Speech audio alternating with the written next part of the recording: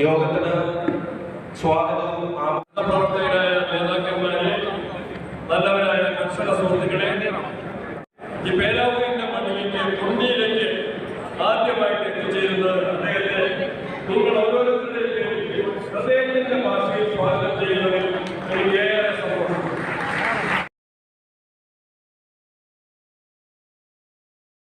ചെറുമകനാണ് നമ്മുടെ ഇടയിലുള്ള പ്രിയങ്കരനായ ബഹുമാന്യനായ രാഹുൽജി